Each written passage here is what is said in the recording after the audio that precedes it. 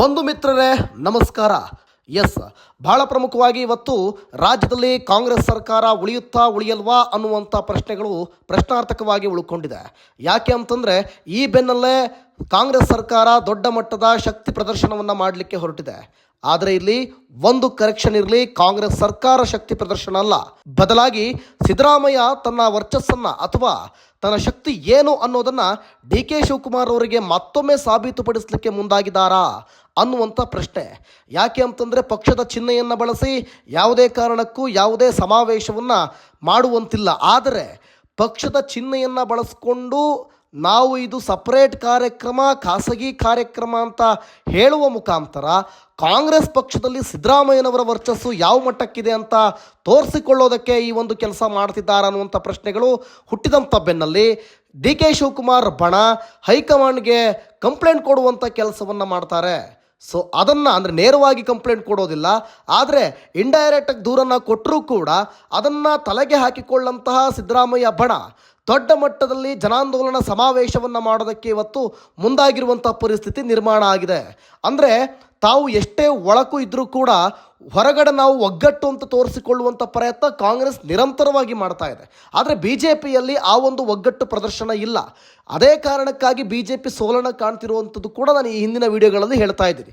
ಆದರೆ ಒಟ್ಟಿನಲ್ಲಿ ಡಿ.ಕೆ. ಶಿವಕುಮಾರನ್ನ ಒಂದು ಕಡೆ ಸೈಡ್ಲೈನ್ ಮಾಡೋದಕ್ಕಾಗಿಯೇ ಈ ಒಂದು ಸಮಾವೇಶವನ್ನು ಮಾಡ್ತಿದ್ದಾರಾ ಸಿದ್ದರಾಮಯ್ಯನವರ ಪಡೆ ಅನ್ನುವಂಥ ಪ್ರಶ್ನೆಗಳು ಉಳ್ಕೊಳ್ತಾ ಇರುವಂಥದ್ದು. ಯಾಕೆಂತಂದರೆ ಬಹಳ ಪ್ರಮುಖವಾಗಿ ಈ ಹಿಂದೆಯೂ ಕೂಡ ಸಿದ್ದರಾಮೋತ್ಸವ ಮಾಡೋ ಮುಖಾಂತರ, ಜೊತೆಗೆ ಸಿದ್ದರಾಮಯ್ಯನವರ ಜನಪ್ರಿಯತೆಯನ್ನು ಎತ್ತಿ ಹಿಡಿಯುವ ಮುಖಾಂತರ, ಸಿದ್ದರಾಮಯ್ಯನವರ ವರ್ಚಸ್ಸು ಎಷ್ಟರ ಮಟ್ಟಿಗಿದೆ ಅದಕ್ಕಾಗಿ 136 ಶಾಸಕರು ಕೂಡ ಗೆದ್ದಿರೋದು ಕಾಂಗ್ರೆಸ್ನಲ್ಲಿ, ಜೊತೆಗೆ ಬೈ ಎಲೆಕ್ಷನ್ನಲ್ಲೂ ಕೂಡ 3ಕ್ಕೆ 3 ಕ್ಷೇತ್ರ ಗೆದ್ದಿರೋದು ಅನ್ನುವಂಥದ್ದನ್ನ ಸಾಬೀತುಪಡಿಸೋದಕ್ಕೋಸ್ಕರ ಡಿ.ಕೆ. ಶಿವಕುಮಾರ್ಗೆ ಟಕ್ಕರ್ ಕೊಡೋದಕ್ಕೆ ಮುಂದಾಗ್ತಿದ್ದಾರಾ ಅನ್ನುವಂಥ ಪ್ರಶ್ನೆ. ಮತ್ತೊಂದು ಕಡೆ ಸಿ.ಎಂ ಸೀಟ್ ಉಳಿಯುತ್ತಾ ಇಲ್ವಾ ಅನ್ನೋದು ಇನ್ನೊಂದು ಕಡೆ. ಸಿ.ಎಂ ಸೀಟ್ ಯಾರು ಆಗ್ತಾರೆ? ಯಾಕಂದರೆ ಸಿದ್ದರಾಮಯ್ಯ ಈಗಾಗಲೇ ಸಿ.ಎಂ ಆಗಿರೋದ್ರಿಂದ ಸಿ.ಎಂ ಸೀಟ್ ಖಾಲಿ ಇಲ್ಲ. ಆದರೆ ಎಲ್ಲೋ ಒಂದು ಕಡೆ 50-50 ಅನುಪಾತವನ್ನು ಇಲ್ಲಿ ಬಳಸಿಕೊಳ್ಳಲಾಗುತ್ತಾ? ಈ ಹಿಂದೆ ಹೈಕಮಾಂಡ್ಗೆ ಮಾತು ಕೊಟ್ಟಂತೆ ಸಿದ್ದರಾಮಯ್ಯನವರು 2.5 ವರ್ಷಕ್ಕೆ ಚೇರ್ ಬಿಟ್ಕೊಡ್ತಾರಾ? ಡಿ.ಕೆ. ಶಿವಕುಮಾರ್ ಮುಖ್ಯಮಂತ್ರಿ ಆಗ್ತಾರಾ ಅನ್ನುವಂಥ ಪ್ರಶ್ನೆ.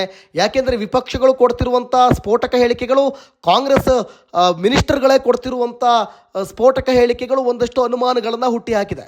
ಸೊ ಹಾಗಾಗಿ ಎಲ್ಲೋ ಒಂದು ಕಡೆ ಸಿ.ಎಂ ಸ್ಥಾನದಿಂದ ಸಿದ್ದರಾಮಯ್ಯ ಇಳಿದು ಒಕ್ಕಲಿಗರ ನಾಯಕನಾಗಿ ಡಿ.ಕೆ. ಶಿವಕುಮಾರ್ ಮುಖ್ಯಮಂತ್ರಿ ಸ್ಥಾನವನ್ನು ಕೈ ಹಿಡಿತಾರ ಅನ್ನುವಂಥ ಪ್ರಶ್ನೆ ಈಗ ನಿರ್ಮಾಣ ಆಗಿರುವಂಥದ್ದು. ಆದರೆ ಅದು ಎಲ್ಲೂ ಕೂಡ ಇಲ್ಲಿ ಕಾಣ್ತಾ ಇಲ್ಲ. ಅದನ್ನು ಮಾಡೋದಕ್ಕೆ ಹೊರಟಂಥ ಬೆನ್ನಲ್ಲಿ ಸಿದ್ದರಾಮಯ್ಯನವರ ವರ್ಚಸ್ಸು ಅಥವಾ ಅವರ ಜನಪ್ರಿಯತೆ ಎಷ್ಟರ ಮಟ್ಟಿಗಿದೆ ಅಂತ ಮತ್ತೆ ಶಕ್ತಿ ಪ್ರದರ್ಶನವನ್ನು ಮಾಡೋದಕ್ಕೆ ಸಮಾವೇಶ ಮಾಡ್ತಿದ್ದಾರೆ. ಅದು ಕೂಡ ಡಿ.ಕೆ. ಶಿವಕುಮಾರ್ ಅವರನ್ನು ಪಕ್ಕಕ್ಕೆ ಸರಿಸಿ, ಅಂದರೆ ಸೈಡ್ಲೈನ್ ಮಾಡಿ ಅಂತ ಒಂದು ಕಡೆ. ಇನ್ನು ಮತ್ತೊಂದು ಕಡೆ ಎಲ್ಲೂ ಕೂಡ ಕಾಂಗ್ರೆಸ್ ಪಕ್ಷದಲ್ಲಿ ಯಾವುದೂ ಸರಿ ಇಲ್ಲ ಅನ್ನುವಂಥದ್ದು ಗೊತ್ತಾಗ್ತಾ ಇದೆ. ಆದರೆ ಅವರು ಯಾವುದೇ ಕಾರಣಕ್ಕೂ ಎಲ್ಲಿಯೂ ಒಗ್ಗಟ್ಟು ಪ್ರದರ್ಶನ ಮಾಡೋದನ್ನು ಕೈ ಬಿಟ್ಟಿಲ್ಲ. ಇನ್ನು ಯಾವಾಗ JDS ಕಾಂಗ್ರೆಸ್ಗೆ ಸಪೋರ್ಟ್ ಮಾಡ್ತಾ ಇದ್ರು, ಆದರೆ ಈ ಬಾರಿ ಅದೆಲ್ಲವೂ ಉಲ್ಟಾ ಆಗಿದೆ. ಯಾವಾಗ JDS BJP ಪಕ್ಷವನ್ನು ಸೇರಿಕೊಂಡ್ರು, BJP ಜೊತೆ ಅಂದರೆ NDA ಮೈತ್ರಿಯಾಗಿ ಅವರು ಪ್ರತಿನಿಧಿಸಿದ್ರು, ಆಗ ಎಲ್ಲೋ ಒಂದು ಕಡೆ JDSನ ಸಿದ್ಧಾಂತಗಳು ಕಾಂಗ್ರೆಸ್ನ ಸಿದ್ಧಾಂತಗಳು ಒಂದೇ ಇತ್ತು. ಅದು ಬೇರೆ ಬೇರೆ ಆಗಲಿಕ್ಕೆ ಶುರುವಾಯಿತು. ಮತಗಳ ಅಂತರವು ಕೂಡ ಅಥವಾ ಮತಗಳು ಬೀಳೋದ್ರಲ್ಲೂ ಕೂಡ ಒಂದಷ್ಟು ವ್ಯತ್ಯಾಸಗಳು ಕಂಡು ಬಂತು. ಜೊತೆಗೆ ಎಲ್ಲೋ ಒಂದು ಕಡೆ ನಾವು ಪಕ್ಷದಿಂದ ಕಿತ್ತಾಕಿದ್ವಿ ಸಿದ್ದರಾಮಯ್ಯನವ್ರನ್ನ ಅಂತ ಹೇಳುವಂತಂದ್ರೆ JDS ಪಕ್ಷದಿಂದ ನಾವು ತೆಗೆದುಹಾಕಿದ್ವಿ ಸಿದ್ದರಾಮಯ್ಯನವ್ರನ್ನ ಅಂತ ಕುಮಾರಸ್ವಾಮಿ ಆಗಾಗ ಹೇಳ್ತಾ ಇದ್ರು. ಅದರ ಬೆನ್ನಲ್ಲೇ ಈಗ ಸಿದ್ದರಾಮಯ್ಯ ವಾಪಸ್ ಟಾಂಗ್ ಕೊಟ್ಟಿದ್ದಾರೆ. ನಾವು JDS ಕಟ್ಟುವಂಥ ಸಂದರ್ಭದಲ್ಲಿ ಕುಮಾರಸ್ವಾಮಿ ಅವರು ಪಕ್ಷದಲ್ಲೇ ಇರಲಿಲ್ಲ, JDSನಲ್ಲೇ ಇರಲಿಲ್ಲ, JDSನ ಕಟ್ಟಿದ್ದು ನಾನು ದೇವೇಗೌಡರು ಅಂತ ಹೇಳಿಕೆಯನ್ನು ಕೊಟ್ಟಿದ್ದಾರೆ.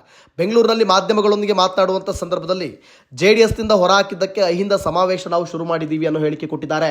ನಾನು ಯಾಕೆ ಈ ಟಾಪಿಕನ್ನು ತೆಗೆದೆ ಅಂದರೆ, ಈ ಅಹಿಂದ ಸಮಾವೇಶವನ್ನು ಮಾಡ್ತಾ ಇರೋದು, ಈ ಜನಾಂದೋಲನ ಕಾರ್ಯಕ್ರಮವನ್ನು ಮಾಡ್ತಾ ಇರುವಂಥದ್ದು ಎಲ್ಲೋ ಒಂದು ಕಡೆ ಡಿ.ಕೆ. ಶಿವಕುಮಾರ್ ಅವರಿಗೆ ಟಕ್ಕರ್ ಕೊಡೋದಕ್ಕಾಗಿದ್ರೂ ಕೂಡ ಇಲ್ಲ, ನಾವು JDSಗೆ ಟಕ್ಕರ್ ಕೊಡೋದಕ್ಕೆ ಅಂತ ಅದನ್ನು ಸಮರ್ಥನೆ ಮಾಡಿಕೊಳ್ಳುವ ಮುಖಾಂತರ ಪಕ್ಷದಲ್ಲಿರುವಂಥ ಒಡಕನ್ನು ಹುಳುಕನ್ನು ಸರಿ ಮಾಡಿಕೊಳ್ಳುವಂಥ ಅಥವಾ ಒಗ್ಗಟ್ಟಿದ್ದೇವೆ ನಾವು ಅಂತ ಮುಂದಗಡೆ ತೋರಿಸಿಕೊಳ್ಳುವಂಥ ಕೆಲಸವನ್ನು ಇಲ್ಲಿ ಸಿದ್ದರಾಮಯ್ಯ ಮಾಡ್ತಿದ್ದಾರೆ ಅಂಥೇಳಿ, ಜೊತೆಗೆ JDS ಪಕ್ಷ ನಾವು ಕಟ್ಟಿದ್ವಿ, ಆದರೆ ಅದೀಗ ಜಾತ್ಯತೀತ ಪಕ್ಷವಾಗಿ ಉಳ್ಕೊಂಡಿಲ್ಲ, ಕೋಮುವಾದಿಗಳ ಜೊತೆ ಸೇರ್ಕೊಂಡ್ಬಿಟ್ಟಿದೆ ಅಂಥೇಳಿ ವಾಗ್ದಾಳಿ ಕೂಡ ನಡೆಸಿದ್ದಾರೆ.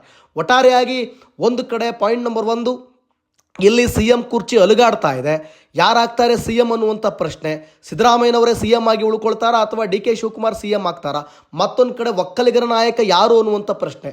ಒಕ್ಕಲಿಗರ ನಾಯಕ ಕುಮಾರಸ್ವಾಮಿನ ಡಿ ಕೆ ಶಿವಕುಮಾರ, ಯಾರು ಒಕ್ಕಲಿಗರ ನಾಯಕ ಆಗೋದಕ್ಕೆ ಅರ್ಹರು ಅನ್ನುವಂಥದ್ದನ್ನು ಕೂಡ ಜನರು ತಮ್ಮದೇ ಆದ ಅಭಿಪ್ರಾಯಗಳನ್ನು ಹೇಳ್ತಿದ್ದಾರೆ. ಕೆಲವರು ಡಿ ಕೆ ಶಿವಕುಮಾರಿಗೆ ಬೈತಾರೆ, ಮತ್ತೆ ಕೆಲವರು ಕುಮಾರಸ್ವಾಮಿಗೆ ಬೈತಾರೆ. ನಿಜವಾದ ನಾಯಕ ಕುಮಾರಸ್ವಾಮಿ ಅಂತಾರೆ, ಮತ್ತೆ ಕೆಲವರು ನಿಜವಾದ ನಾಯಕ ಒಕ್ಕಲಿಗ ನಾಯಕ ಡಿ ಕೆ ಶಿವಕುಮಾರ್ ಅಂತಾರೆ. ಆದರೆ ಎಲ್ಲಿಯೂ ಕೂಡ ಅದನ್ನು ಉಳಿಸಿಕೊಳ್ಳುವಂಥ ಕೆಲಸ ಇಲ್ಲಿ ಇಬ್ಬರ ನಾಯಕರಲ್ಲೂ ಕೂಡ ಕಂಡು ಬರ್ತಾ ಇಲ್ಲ. ಇನ್ನು ಮತ್ತೊಂದು ಕಡೆ ಡಿ ಕೆ ಶಿವಕುಮಾರನ್ನ ಕಾಂಗ್ರೆಸ್ ಪಕ್ಷದಿಂದ ಸೈಡ್ಲೈನ್ ಮಾಡ್ತಾ ಇರೋದು ಯಾಕೆ ಅನ್ನುವಂಥ ಪ್ರಶ್ನೆಗಳು ಇಲ್ಲಿ ಹುಟ್ಟಿಕೊಳ್ತಾ ಇರುವಂಥದ್ದು. ಅಂದರೆ ಮುಖ್ಯಮಂತ್ರಿ ಸ್ಥಾನಕ್ಕಾಗಿ ಅವರೇನಾದ್ರು ಜಿದ್ದಿಗೆ ಬಿದ್ದರೆ ಅದರಿಂದ ಅಂದರೆ ಈ ಒಂದು ಕಾರ್ಯಕ್ರಮದಿಂದ ದೊಡ್ಡ ಹೊಡೆತ ಕೊಡೋದಕ್ಕೆ, ದೊಡ್ಡ ಟಕ್ಕರ್ ಕೊಡೋದಕ್ಕೆ ಕಾಂಗ್ರೆಸ್ ಪಕ್ಷ ಮುಂದಾಗ್ತಾ ಇದೆಯಾ? ಅದು ಕೂಡ ಕಾಂಗ್ರೆಸ್ ಚಿಹ್ನೆಗಳನ್ನು ಬಳಸಿಕೊಂಡು, ಖಾಸಗಿ ಕಾರ್ಯಕ್ರಮ ಅಂತ ಹೆಸರಿಗೆ ಹೇಳ್ತಾ ಕಾಂಗ್ರೆಸ್ ಚಿಹ್ನೆಗಳನ್ನು ಬಳಸಿಕೊಂಡು ಡಿ ಕೆ ಶಿವಕುಮಾರ್ಗೆ ಟಕ್ಕರ್ ಕೊಡೋದಕ್ಕೆ ಮುಂದಾಯ್ತಾ ಅನ್ನುವಂಥ ಸಾಕಷ್ಟು ಅನುಮಾನಗಳು ಕೂಡ ಇಲ್ಲಿ ವ್ಯಕ್ತ ಆಗ್ತಾ ಇದೆ. ಕಾದು ನೋಡೋಣ. ಕಾಂಗ್ರೆಸ್ ಸರ್ಕಾರ ಅಂತೂ ಈಗ ದೊಡ್ಡ ಮಟ್ಟದಂದರೆ ಬೈ ಎಲೆಕ್ಷನಲ್ಲಿ ಗೆದ್ದಿರೋದ್ರಿಂದ ಒಂದಷ್ಟು ಬೂಸ್ಟರ್ ಡೋಸ್ ಸಿಕ್ಕಿದೆ, ಒಂದಷ್ಟು ಹುಮ್ಮಸ್ಸಿದೆ. ಸೊ ಹಾಗಾಗಿ ಮೂಡ ಹಗರಣದಲ್ಲಿ ಸಿಲುಕಿದ್ರು ಕೂಡ ಸಿದ್ದರಾಮಯ್ಯನವರು ಈಗ ಶಕ್ತಿ ಬಂದಂತಾಗಿದೆ. ಅದಕ್ಕೆ ಕಾರಣ ಬೈ ಎಲೆಕ್ಷನ್ ಫಲಿತಾಂಶ ನಿಮ್ಗೆಲ್ರಿಗೂ ಕೂಡ ಗೊತ್ತಿರುವಂತೆ. ಕಾದು ನೋಡೋಣ ಸದ್ಯಕ್ಕೆ ಯಾವ ರೀತಿ ರಾಜ್ಯ ನಾಯಕರು ತಮ್ಮ ನಿಲುವನ್ನು ತೆಗೆದುಕೊಳ್ತಾರೆ, ಅದಕ್ಕೆ ವಿಪಕ್ಷ ನಾಯಕರು ಯಾವ ರೀತಿ ಟಕ್ಕರ್ ಕೊಡ್ತಾರೆ ಅಂತ ಹೇಳಿ ಕಾದು ನೋಡೋಣ. ಧನ್ಯವಾದಗಳು.